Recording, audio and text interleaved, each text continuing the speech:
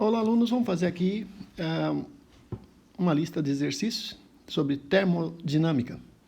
Primeira pergunta é, o que é o calor, né? Calor a gente sabe aí que é uma forma de energia em trânsito que vai do corpo mais quente para o corpo mais frio. Mas vejam que nesse caso faltou dizer que vai naturalmente, porque eu tenho calor indo do corpo frio para o corpo quente, no caso do refrigerador. Mas isso é feito por meios mecânicos, né? Porque lembre-se que eu preciso de um compressor para que isso aconteça. Precisa de um movimento que leve o calor por meio do fluido refrigerante do ambiente mais frio, que é o interior do refrigerador, para o ambiente mais quente, que é o meio externo. Mas naturalmente o calor ele é considerado uma forma de energia que flui do corpo quente para o corpo frio. Só lembrando que não existe essa história assim, eu estou com calor. Calor não pode ser contido. Na verdade, calor é uma energia que se em trânsito de um corpo para outro. Essa é a definição termodinâmica. O que acontece quando eu quero falar da energia contida no corpo, eu uso outra grandeza, que é a entalpia específica ou energia interna. A segunda questão, como é que eu faço para converter de graus Celsius para graus Kelvin, né? Ou para graus Fahrenheit, né? Eu vou usar sempre essa expressão.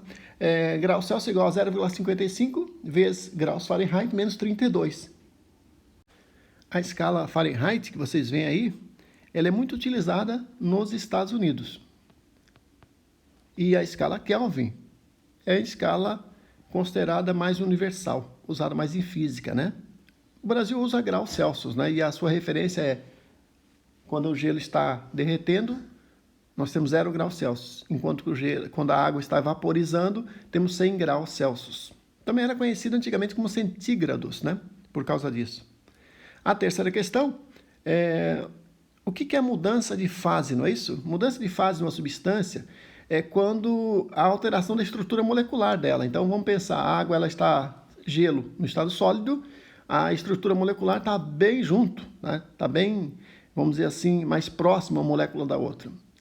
Já no líquido, há um certo deslizamento entre as moléculas, né? Então, o líquido, a água líquida, ela tem uma estrutura molecular um pouco mais flexível. Já o vapor, as moléculas se afastam bastante. Então, só para entender, então, quando há mudança na estrutura molecular, a gente fala que há mudança de fase. Quando só há mudança de temperatura, a gente fala que só teve troca de calor sensível. Quarta questão, qual é o calor trocado para elevar a temperatura de 3 litros de água de 25 graus até 90 graus Celsius? Primeira coisa é lembrar as propriedades da água, né? Calor específico, 4,2, na verdade é 4,186, eu estou arredondando, kJ, quilograma, grau Celsius. A massa de água, massa. Veja aqui que eu coloquei massa, se eu falo massa, eu tenho que falar em quilograma, ok?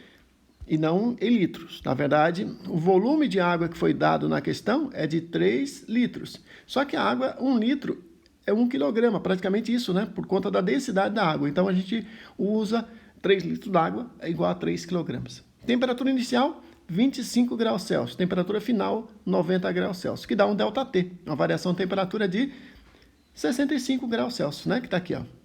Eu tenho que fazer essa conta. Quando envolve só calor sensível, eu uso MC ΔT.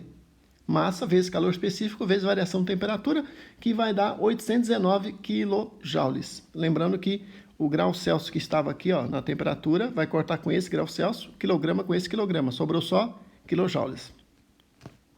Quinta questão, que é a pressão manométrica, né? A pressão manométrica tem a pressão atmosférica como base, ou seja, é como se eu tivesse aqui, ó, 0 absoluto, aí eu tenho primeiro a pressão atmosférica, e aí eu começo a medir a partir daqui. Então, os manômetros, eles medem daqui, ó, só esse valor aqui, ó, entre esses dois valores. Então, vamos supor que a pressão manométrica é igual a 50 PSI. Aí eu tenho que lembrar que a pressão atmosférica é 14,7 PSI, que é a unidade inglesa, né?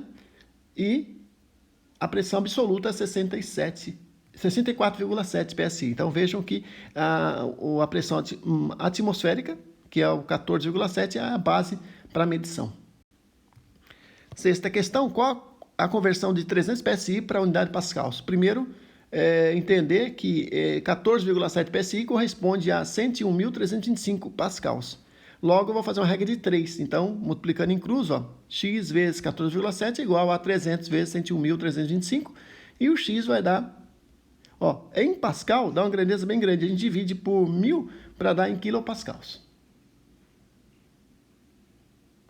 Sétima questão. Qual a conversão de 80 graus Fahrenheit para graus Celsius? Bom, basta substituir aqui 80 nesse lugar da equação. Menos 32 vezes 0,55, que dá 26,4 graus Celsius. É uma conversão direta, né? Oitava questão. Se misturarmos 4 litros de água a 20 graus Celsius com 10 litros de água a 80 graus Celsius, qual a temperatura final de equilíbrio? Bom, primeiro você tem que lembrar uma coisa. Ó, a água fria está a 20 graus Celsius, a água quente está a 80 graus Celsius. A temperatura de equilíbrio vai estar mais próxima de quem tem mais massa, então vai estar mais perto de 80 graus Celsius. Primeira informação você tem que saber. Se a gente considerar uma condição ideal, todo o calor recebido pela água fria foi dado pela água quente. Então não há perda de energia para o meio ambiente. Então a gente faz o seguinte, MC delta T para cada lado. Só que um lado quente e um lado frio. E fazendo isso tem essa equação aqui, ó. Então vejam que fazendo aí as substituições direitinho e a distributiva, né, eu tenho que multiplicar ambos os lados, isolar, passar para o outro lado, eu tenho temperatura de equilíbrio 62,8 graus Celsius. Nona questão, o que é vapor superaquecido? Bom, primeira coisa é entender quando a gente está ali com uma panela e eu coloco fogo aqui embaixo, ou seja, estou dando energia, calor, vai chegar um momento que a água vai chegar a 100 graus Celsius e vai começar a vaporizar. Agora imagine que eu conseguisse fazer com que essa água vaporizada, que o vapor a 100 graus, recebesse mais calor ainda. Então, nesse caso, a água está a uma temperatura maior ainda que 100 graus para aquela pressão, então para aquela pressão dada. Então vejam que a ideia do vapor superaquecido é o fluido estar a uma temperatura maior que a temperatura de saturação, que a temperatura de mudança de fase chama-se temperatura de saturação para uma dada pressão. 10. Qual a função da bomba de vácuo? Né? Uma bomba de vácuo ela reduz a pressão dentro das tubulações do sistema de refrigeração a um nível tão baixo, da ordem de 500 micrômetros de Hg, lembrando que micron é igual a 10 a menos 6, vejam que é 10 menos 6 metros de Hg, é 1 sobre 1 milhão, que vaporiza a umidade interna e também retira os gases não condensáveis, né? Como o argônio, o nitrogênio que está dentro da tubulação. Lembrando que o ar é composto na sua maioria de nitrogênio, argônio e oxigênio, né? Bom, é isso. Espero que tenha entendido e até a próxima aula.